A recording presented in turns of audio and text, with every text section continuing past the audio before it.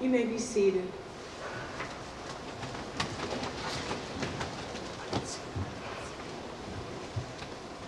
Well, friends, I want to welcome you all today.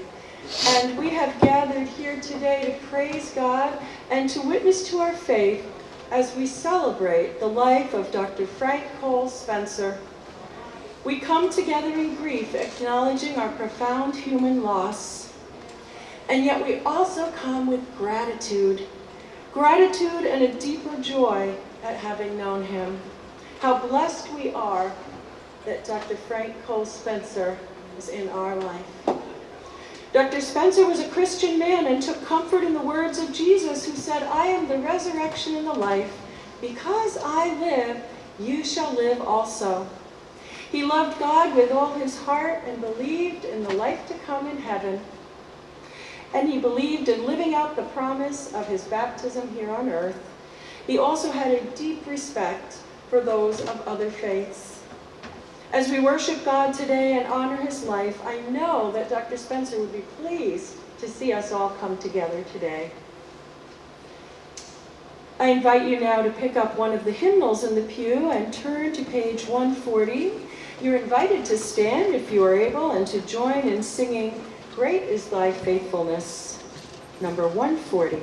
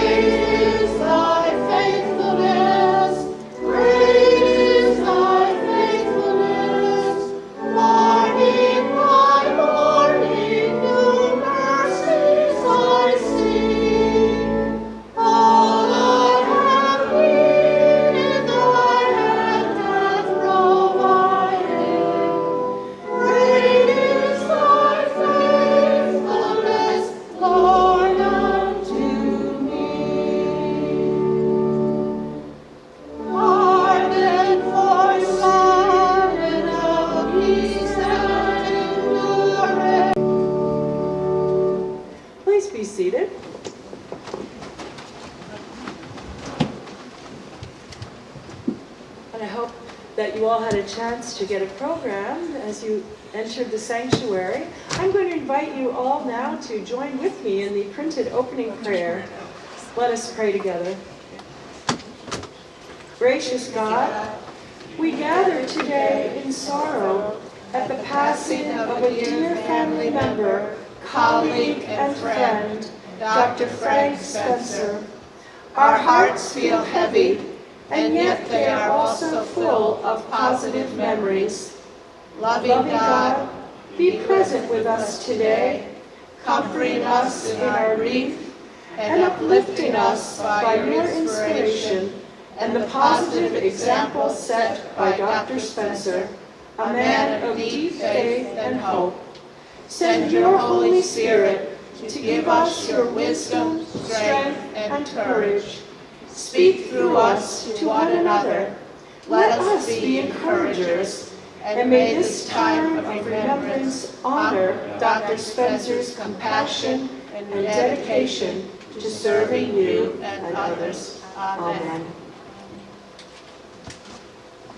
Well, I invite you now to turn to the insert sheet in your bulletin as together we recite the 23rd Psalm. The Lord is my shepherd, I shall not want. He maketh me to lie down in green pastures. He leadeth me beside the still waters. He restoreth my soul. He leadeth me in paths of righteousness for his name's sake. Yea, though I walk through the valley of the shadow of death, I will fear no evil, for thou art with me. Thy rod and thy staff, they comfort me. Thou preparest a table before me in the presence of my enemies. Thou anointest my head with oil. My cup runneth over. Surely goodness and mercy shall follow me all the days of my life, and I shall dwell in the house of the Lord forever. Well, we are blessed to have some clergy here today who have a relationship with Dr. Spencer through their relationship with this congregation. And so I'm going to invite them now to share the word with us.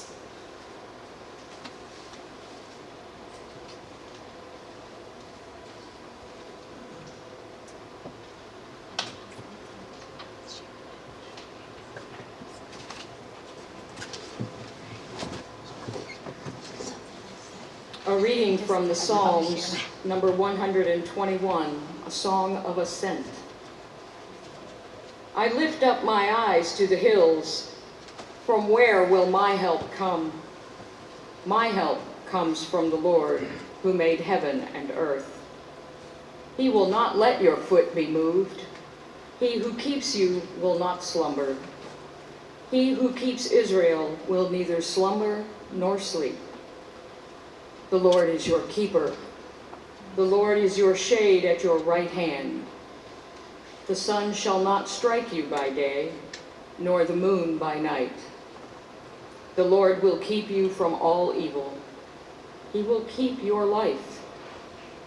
The Lord will keep your going out and your coming in from this time on and forevermore.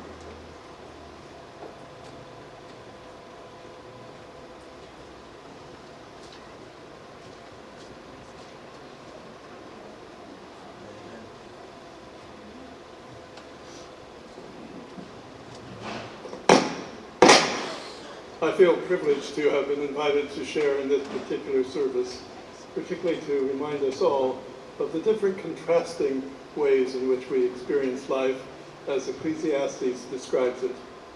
For everything there is a season, and a time for every manner under heaven, a time to be born and a time to die, a time to plant and a time to pluck up what is planted, a time to kill and a time to heal, a time to break down and a time to build up, a time to weep and a time to laugh, a time to mourn and a time to dance, a time to throw away stones and a time to gather stones together, a time to embrace and a time to refrain from embracing, a time to seek and a time to lose, a time to keep and a time to throw away, a time to tear and a time to sow, a time to keep silence and a time to speak, a time to love and a time to hate, a time for war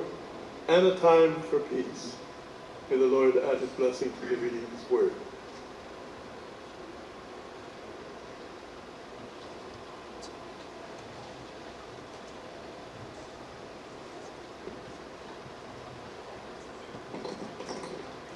Good morning. I had the sacred privilege of being Frank Spencer's pastor from 1988 to 1999. I would say in my first year, Frank and Pat came to the Christmas Eve service, and Frank rekindled his faith and his participation in the life of the church, because this church finally had a young pastor. I mean, I was young 30 years ago. And the scripture I'm about to read for you, it is Jesus' last conversation with the disciples at what within the Christian tradition we call the Last Supper. And I'm sure that these words were remembered by all of the disciples and by us. The interesting thing is I want to share with you a little story about a conversation that I didn't have with Frank Spencer, but rather a pre-conversation before I met Frank Spencer with his assistant, Charlie.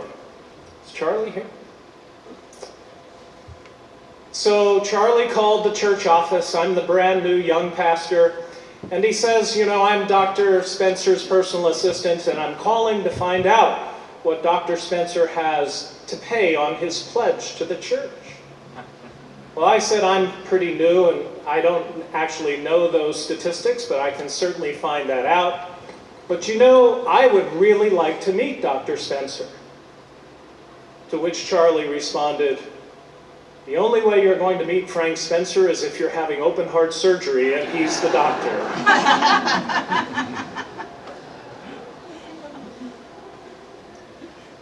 But when Frank was in Mamaroneck, and then Connie also, when they were here, and every time Pat was here for a holiday, they were in this church. And he became a great friend, and I loved him dearly. So I share with you the last words that Jesus shared with his disciples before his death, as I'm sure each of you will remember your last significant conversation that you had with Dr. Frank Cole Spencer, or as everybody in this church knew to call him, Frank. From John 14. Do not let your hearts be troubled. Believe in God and believe also in me, for in God's house there are many rooms. And if it were not so, would I have told you that I go and prepare a place for you? And if I go and prepare a place for you, I will come again and will take you to myself, so that where I am, you may be also. And you know the way to the place where I am going. If you love me, Jesus said to the disciples, you will keep my commandments. And I will ask the Father, and he will give you another advocate to be with you forever. This is the Spirit of truth. The world cannot receive it because it neither sees him or knows him, but you know him, because the Spirit abides with you, and the Spirit will be in you. I have said these things to you while I am still with you. But the Advocate, the Holy Spirit, whom the Father will send in my name, will teach you everything and remind you of all that I have said to you. Peace. Peace I leave with you. My peace I give to you. I do not give you peace as the world gives. So do not let your hearts be troubled. Do not let them be afraid. The heart is the essence of life. The heart is the essence of the soul. At times like this, we simply remember that Christ's peace is beyond our understanding, and Frank now is in that peace eternally. Amen. Amen. Well, I thank all the clergy who have shared a reading and a word. I appreciate that very much, and I know all of you do. Now we get to have a wonderful opportunity to hear perhaps some stories that we haven't heard. And we're going to be hearing from colleagues of Franks in the medical community as well as church members in our time of sharing. So I'm going to call forward Dr. Al Culliford. We are very blessed to have him here to begin the sharing.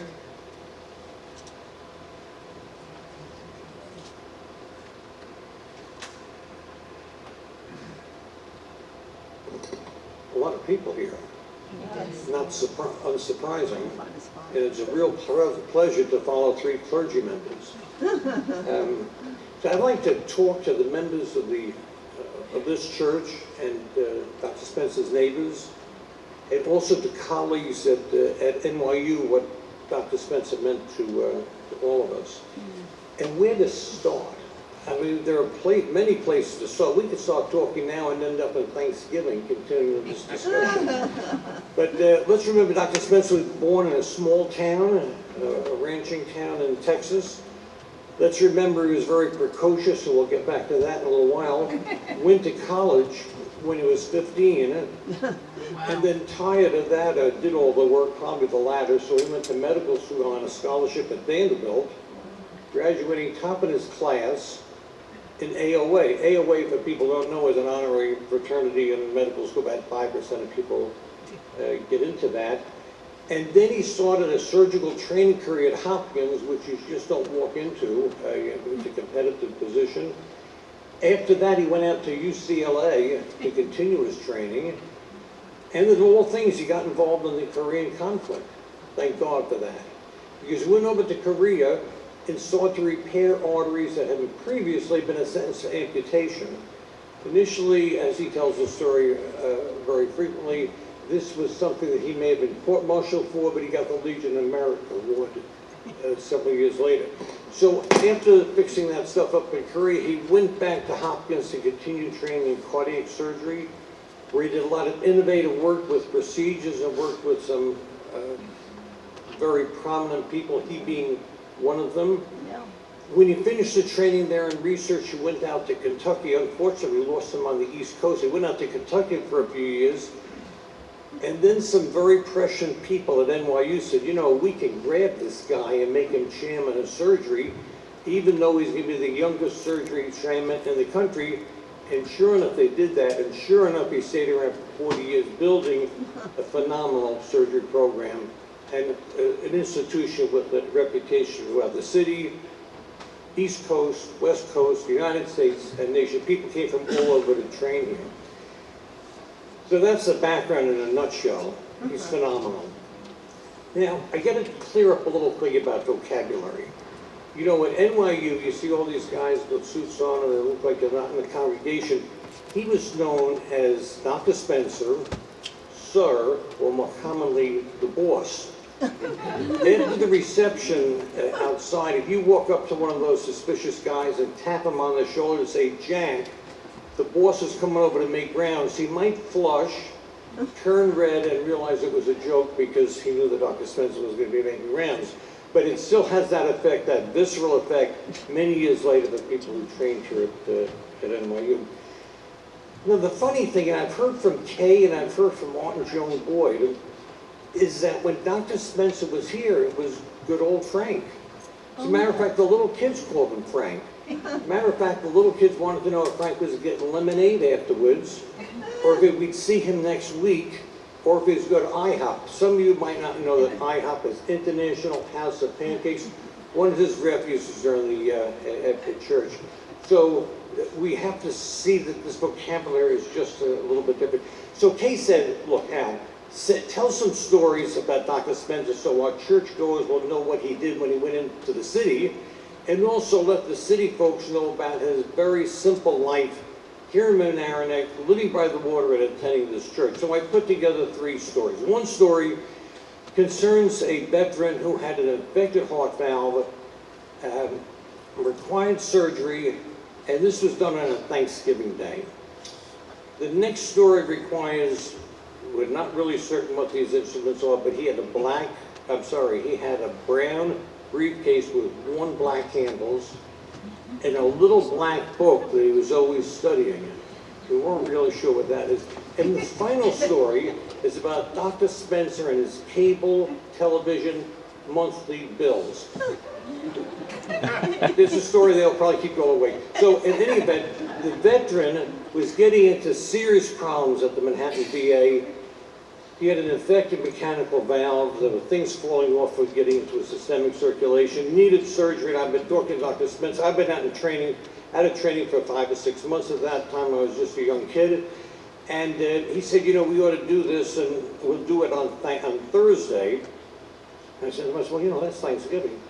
And then Dr. Spencer said, I'm going to guide you through this. I said, that'd be great. I thought that meant he was going to come in. No, he wanted a phone call throughout the procedure. I had to call him when we got to the operating room. I had to call him when we got the chest open. It was a reoperation, so a lot of scars.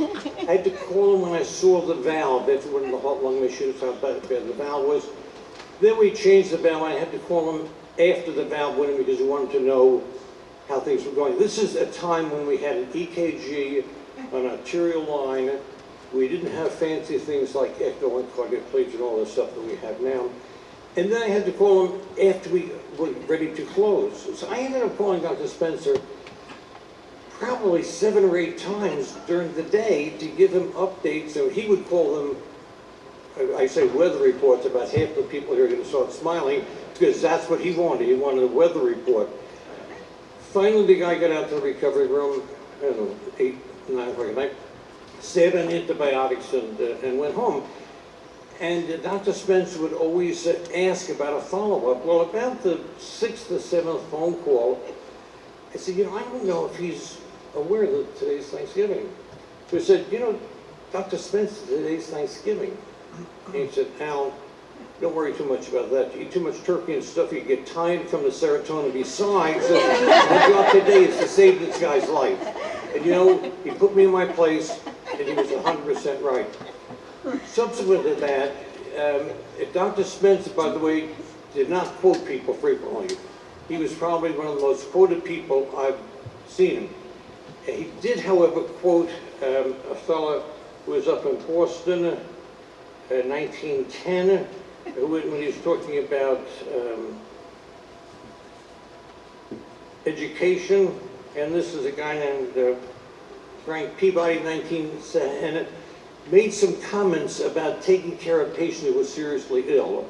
None of us want to be that. We want to have some good docs there and nurses and people in a nice medical center to take care of them. He said, look, the secret to taking care of the seriously ill patient begins with caring for the patient. And kind of an interesting statement, and Dr. Spencer would repeat it because it didn't sink in, and he said, Al, caring is a noun and a verb. And it kind of dawned on me that caring had many meanings there. That's about the patient with the endocarditis. So let me tell you about this brown leather bag, black handles, and mysterious black book. A lot of the medical students, because it was like, if you saw Dr. Spencer, he had those things with him. He would frequently walk with a little list. Steve Colvin carried this thing for him many times and thought he had rocks on the bottom. It weighed about 35 pounds. But anyway, some of the medical students who didn't know the real ins and outs thought that he probably slept in that at night. The little black book, some of the senior residents and fellows thought maybe it had ICBM codes in it, but it actually had all the information about his patients and things that he wanted to do. So why am I talking about this? Well, you know, here we get on the train station here in Mamaroneck at 7:15 in the morning, go into Manhattan. He sat in the middle of the train. Why? The middle of the train has a vertical support and a single seat right next to it, so he didn't have to be bothered by anyone. And so he could sit there and work. So one day he gets into Manhattan, goes over to the operating room, changes his clothes, walks up to the monitoring room where he used to hang out, reaches for a black book, and you know, thing there. So he gets Ray Williams, who is his executive assistant, and says, Ray, that train goes back up to Mamaroneck. It will be back in New York at 11:30. Go there, be there by 11:15. It is the 4th car from the front of the train. It bears the following serial number. Go to the center seat and pick up my book. So of course, you know, Ray said, sure, this is gonna work. But you know, it did. So when I heard that story, I said, you know, Dr. Spencer has one of those eidetic memories. Although he never really bragged on it, he certainly did. He'd probably be able to look at a house and tell you how many shingles were on the back side after thinking about it for a little. But what about this stuff with this cable television? So, you know, a couple of weeks ago, I decided I was going to go over and give him a house call. And he had a great fondness for apple pie. On Fridays, he would have a ham sandwich, apple pie and a cup of coffee, and then plow through 2 or 3 cases, and we'd end at 10 or 11 o'clock at night. So I said, you know what? The boss deserves an apple pie. So I went over to Harrison Baker to get a warm apple pie, went over to the house. Norris was there. Dr. Spencer was resting. Let the apple pie off and talked. And I said, Norris, how's the boss doing? And by the way, it's Frank for Norris. So he told me that Frank was doing pretty well. He told me that he had a late breakfast, by the way. He would get up and go through the mail and maybe a paper. And then he would take a little rest and have a late dinner, or a lunch, I guess. And then he went into a deep funk where he could not be disturbed because he was reading it. When Dr. Spencer read, he probably read it 2,000 words a minute. With that eidetic memory, probably remembered all the words and the pages and the footnotes. There's another story, but we'll be here until Tuesday about it. He corrects footnotes in books. So I said, boy, that's amazing. How does he keep up with the mints? And he said, well, he reads from 5 to 10, and we really can't disturb him too much then. But after that, he goes to bed. I said, well, what about news and television? Because there's a television right over there. He said, oh, I've never seen him like television. He said, as a matter of fact, they put that television over there for me, so I could turn it on. I don't think Dr. Spencer could turn the thing on. And so I think the cable company is getting a good deal with Dr. Spencer and his cable vision. He's quite a unique person. Let me just work in 2 other stories. So when I was a resident, Dr. Spencer's mother, the boss's mother, was a patient that she was having some tests done. She was fine. And she would talk about Dr. Spencer, or Frankie, as being very smart, and she knew that because when he's 5 years old, he read the dictionary. And this wasn't one of those abridged dictionaries. This was probably a big, thick Webster's dictionary. And periodically, she would go over and pick it up and flip through it, and then discover a word and ask him, and he would know the word. He told me a similar story 2 days ago. She said, because he grew up in a farming village. It wasn't a big city like this. And they'd say on Saturdays, we'd all go down to town and do some trading and probably have something to eat and talk about the weather and the crop and the lack of rain and all that stuff.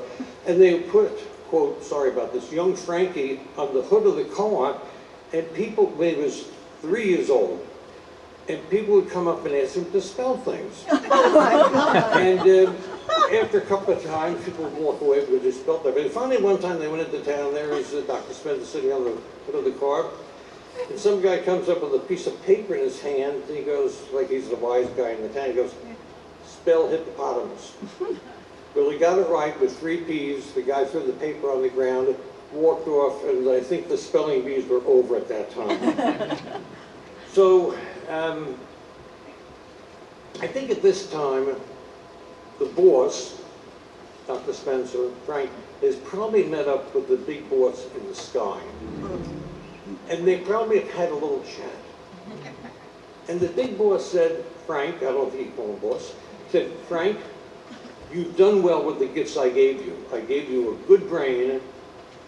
I gave you compassion, the ability to teach, and the ability to care people.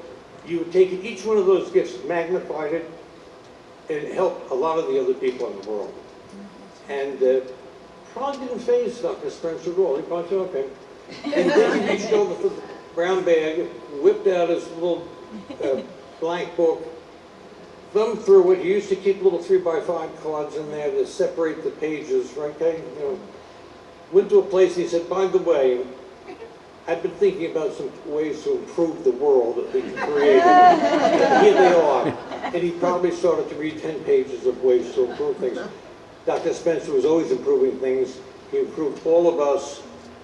We will always remember him, and he makes an indelible mark, not on us, but on the world, the way patients are cared for. By the way, not often did you get to follow 3 ministers at in a church, so it's quite a pleasure. Those were wonderful stories. Thank you so much, Dr. Culliford. I'd like now to call up Dr. Aubrey Galloway.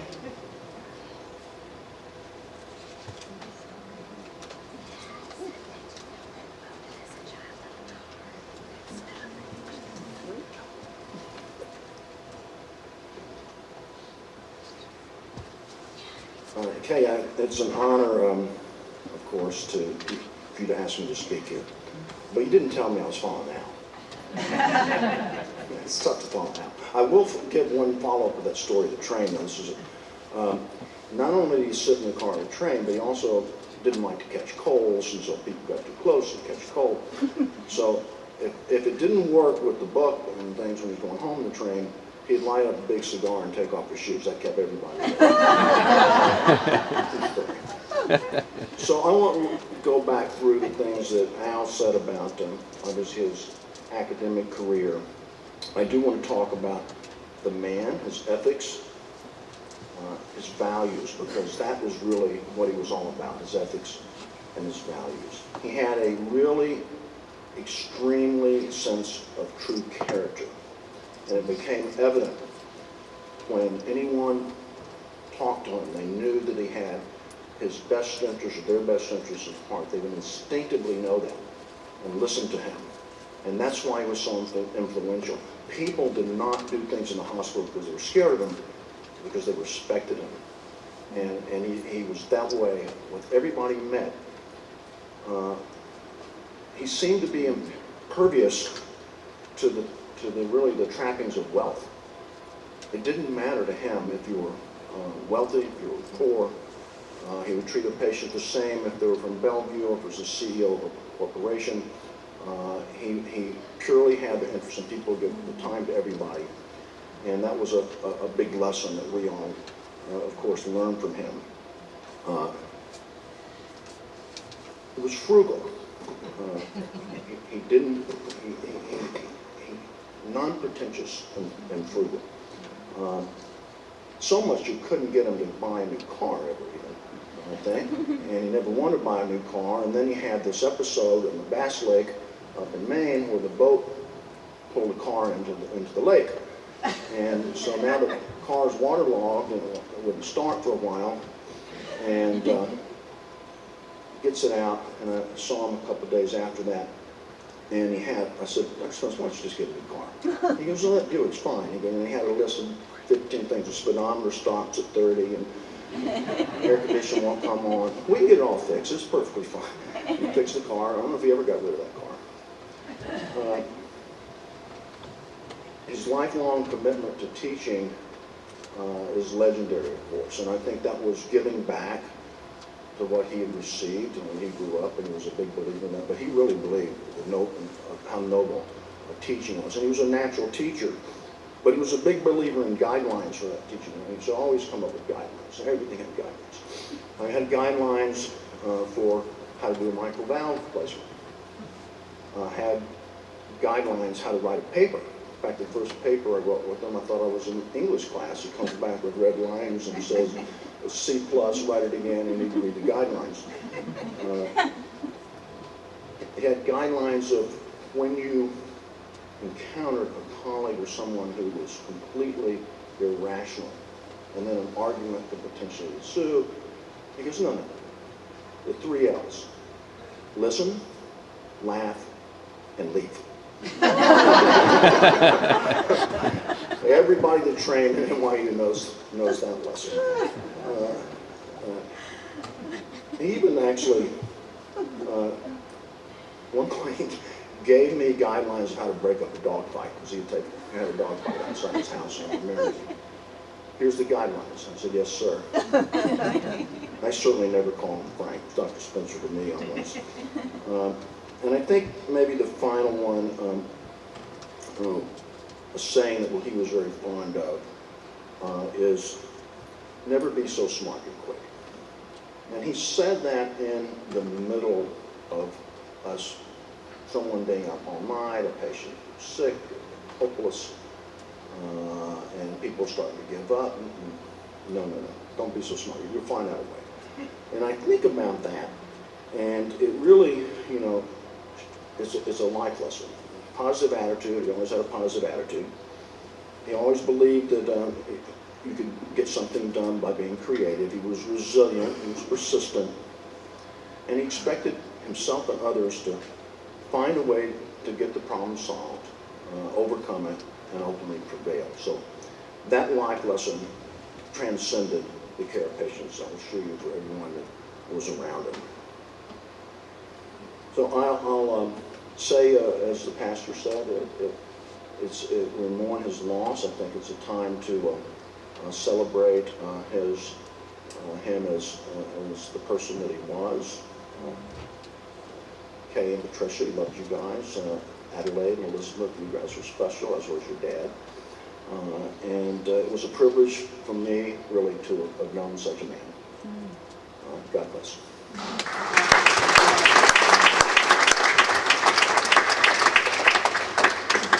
Thank you, Dr. Galloway. I enjoyed those stories as well.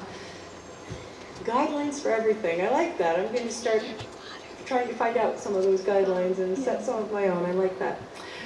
So next we're going to hear from Joan Caton and her daughter Laura, who are members here at the church. And among the guardian angels of Dr. Spencer, we're so grateful to his aides and housekeeper and all who have been really dear friends to him and been so wonderful. And Joan and her husband Ron, who was one of the honorary pallbearers today, you might have seen him come down in uniform.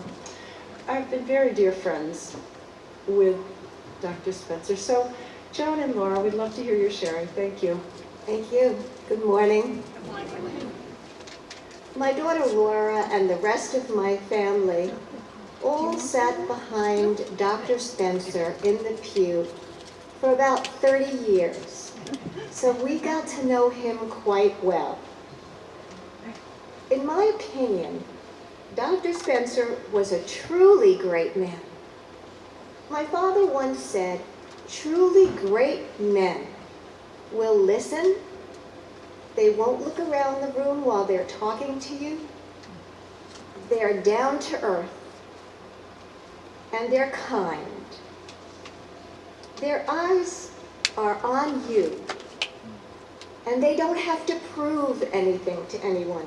Their reputation precedes them. And they are too busy to be petty. Such a man was Dr. Frank Spencer. He saved countless lives and showed outstanding courage and innovation when the country was at war in Korea. It is said that he laid the foundation of cardiac surgery, modern cardiac surgery. Frank was so bright, as was said before, that he entered college at 15 and medical school at 17. Wow. His residency, as you know, was interrupted by his service in the U.S. Navy. He served in the Marine Medical Corps and was assigned to the battlefield in Korea. It was there that he saw young men being injured and losing their limbs. Frank knew that what he had learned in school could save their limbs. But he asked the Navy first, and they said no. So he did it his way anyway. And he faced a court-martial for doing so. During the proceedings, it was revealed that by using his method to repair the limbs of 150 soldiers, he saved 80 to 90% of the limbs that would otherwise have been amputated. The Navy awarded him, as was said, the Legion of Merit Award, one of the highest awards they have. When Frank began working at New York University Hospital, cardiac death rates were pretty high, but he solved that problem. He started mortuary trials. If you as a doctor lost a patient, you would have to go in front of a group of your peers and tell them why you did.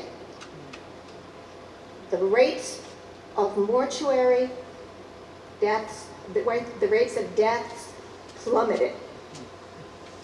In the 1960s, it was Dr. Spencer's work at New York University in techniques such as coronary artery bypass grafting that served as the basis for what is now modern cardiac surgery. He was given a Lifetime Achievement Award from the American Association of Thoracic Surgery, which, quote, is given to a member who has made outstanding contributions to the specialty of thoracic surgery that permanently impact future generations. He served as president of the American College of Surgeons and was a tireless patient advocate.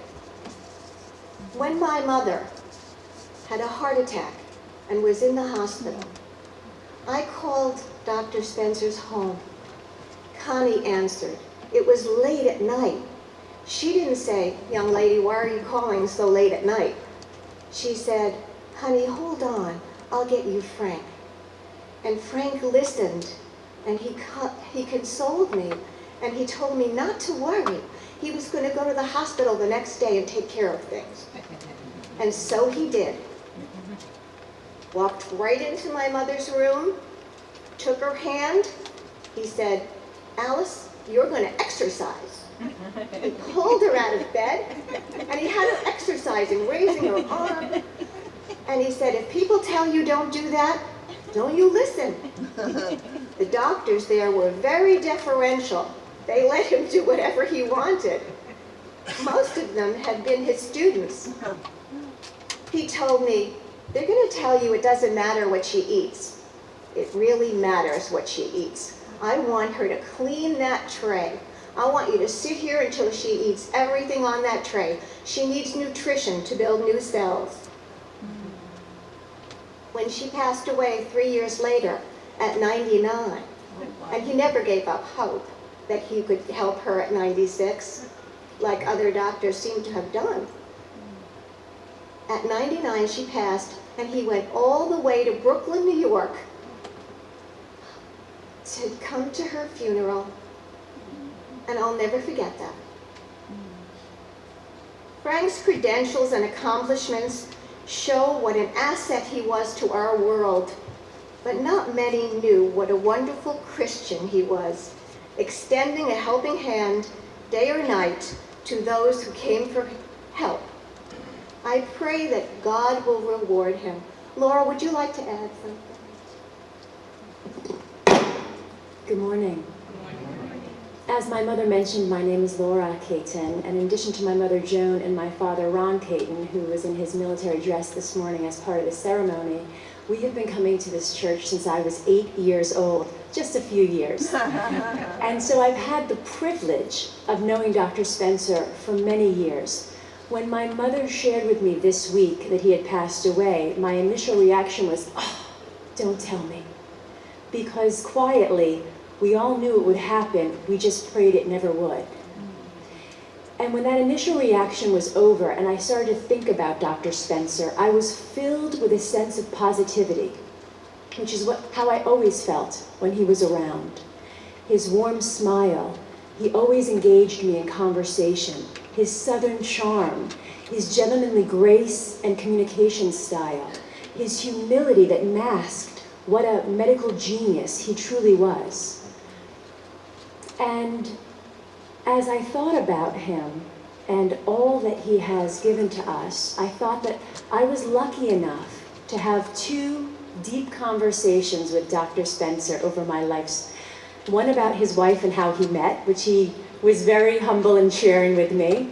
And the second was how he really changed and shifted our world from a medical perspective. And he shared one other thing with me during our 2 conversations. He shared that one of his most favorite parts of church And the church family here knows that Dr. Spencer owned the first pew. It was unwritten, but when he wasn't there, we all wondered where he was and if he was okay. He shared with me that one of his most favorite parts of church were the last 3 lines that we would say or sing every church service on Sunday to exit. And so in honor of Dr. Spencer, may you run and not be weary. May your heart be filled with song. And may the road you travel always lead you home, lead you home.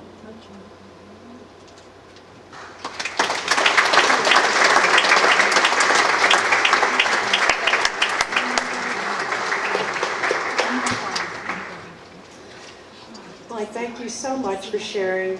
And by the way, the beautiful citation, the award that he got later from the Navy, is on display in the translator.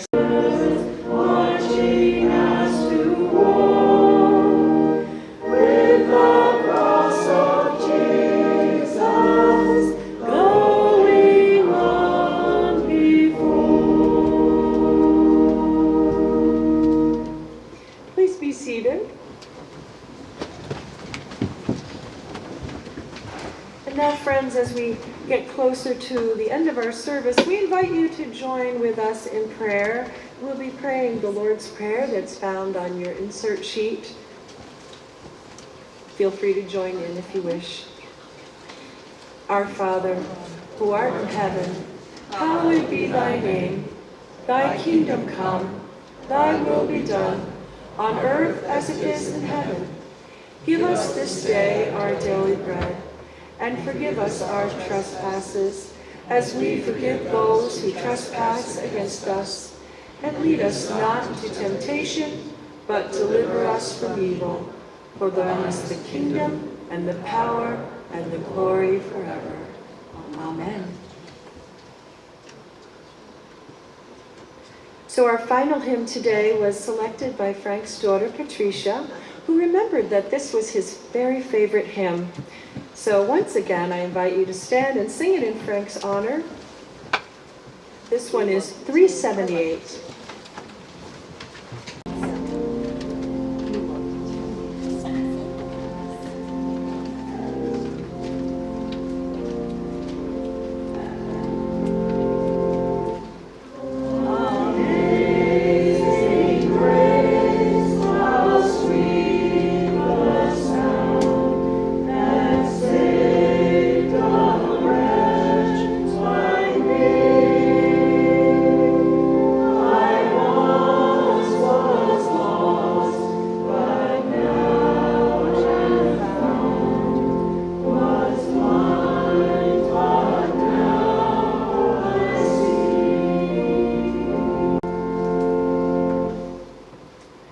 Please be seated. Friends, we're very glad you could be here today, and immediately after the benediction, I want to again invite you to proceed through the doors to my right and left here at the front of the church into the parlor where the family will be waiting to greet you and where we have a guest book that it would mean so much for you to sign so they can know that you are here to honor Dr. Frank Spencer. If you're looking for the bathrooms, there's one in the parlor, one in the narthex, and there's one down in our education wing. So should there be a line, there's plenty of options. Well, let us pray. Oh God, all that you have given us is yours. As first you gave Frank Spencer to us, now we entrust him into your eternal care. Receive Frank into the arms of your loving mercy, into the blessed rest of everlasting peace, and into the glorious company of all the saints of light. Amen. Amen. Friends, go forth in peace and let your light shine. Amen.